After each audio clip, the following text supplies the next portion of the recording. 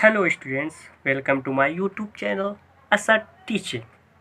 मैं असद आज आपको पढ़ाने जा रहा हूँ प्रेजेंट इंडेफिनिट के टेंस।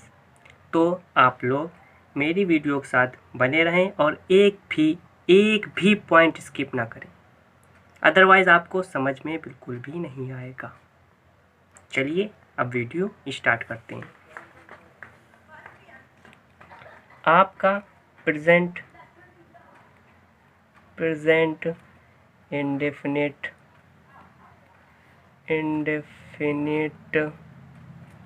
टेंस ये आपको मैं सिखाने जा रहा हूँ।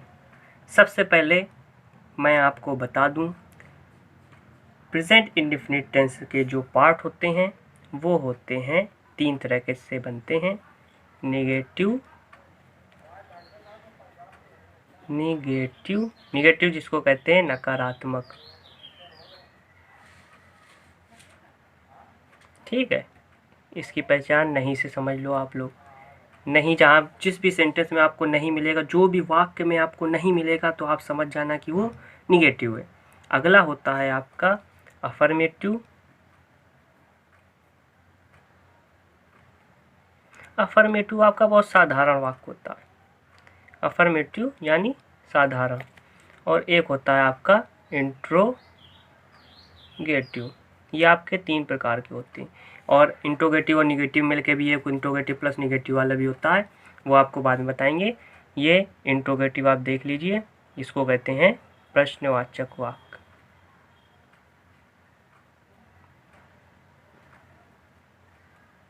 प्रश्नवाचक वाक्य।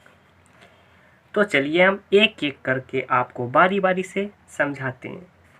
नंबर 1 पे आपको बता देते अफर्मेटिव के रूल।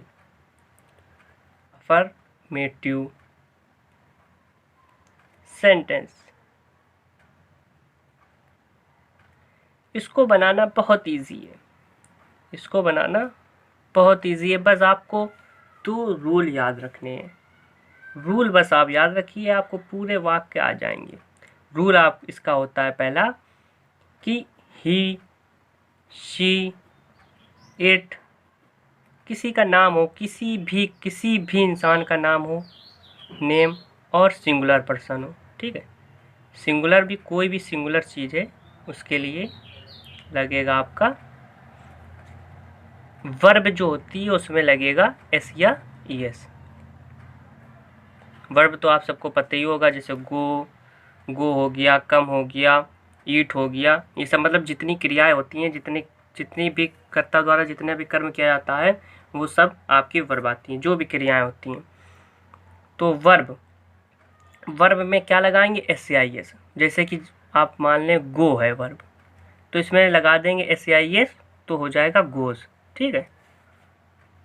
इसका दूसरा होता है आई, वी, यू, दे और प्लूरल के साथ, ठीक है। प्लूरल के साथ एस या ई एस नॉट अलाउड, मतलब एस या ई एस इसमें नहीं लगता, इसमें सिर्फ सिंपल सा बन जाता है, एस या एस नहीं लगाते हैं, ठीक।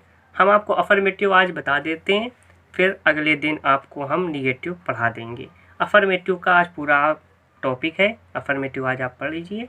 आप अफर्मेटिव अच्छे से सीख लेंगे, उसके बाद आगे निगेटिव में चलेंगे।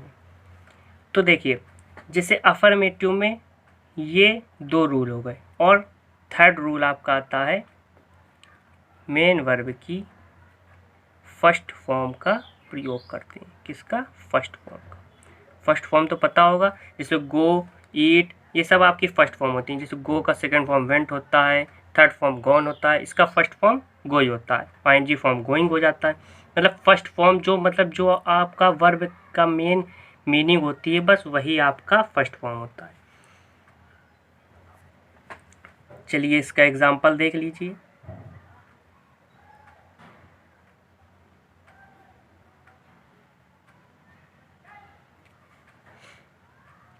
एग्जाम्पल जैसे कि बोल दें, वह खाना खाता है, ठीक है। तो ही ईट्स। अब देखिए यहाँ पे सिंगुलर पर्सन है, एक वचन करता है, यहाँ पे एस आ गया, ही ईट्स द फूड।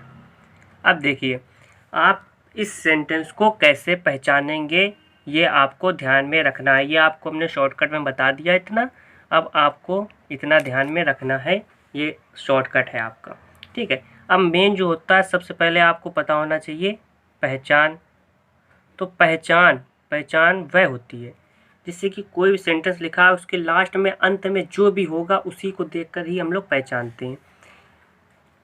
पहचान होती है जिन हिंदी वाक्यों के अंत में ता है, ती है, ते हैं। सिंपल सा लिख दे रहे हैं हम, ते है, ता है, ती है, इन लास्ट मतलब लास्ट में जो अंत में वाक्य के अंत में ता है, ती है, ते हैं होगा, वहाँ पे आपका प्रेजेंट इंडेफिनिट टेंस कहलाएगा। प्रेजेंट इंडेफिनिट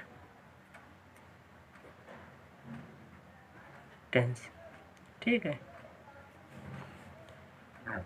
ये आपकी पहचान हो गई कि आप कैसे पहचानेंगे। अब आप इससे पहचान लेंगे कि जिन हिंदी वाक्यों के अंदर में ता है, ती है, ते हैं आदि शब्द आएंगे वो प्रेजेंट इंडेफिनिट टेंस कहलाएंगे। और इसके रूल फर्स्ट ये लिखा है, आप इसको अच्छे से याद कर लीजिए, तैयार कर लीजिए। रूल सेकंड ये लिखा है, आप इसको अच्छे से तैयार रख लीजिए। और रूल थर्ड ये है, बस ये तीनों तैयार कर लें, आपको बन जाएगा।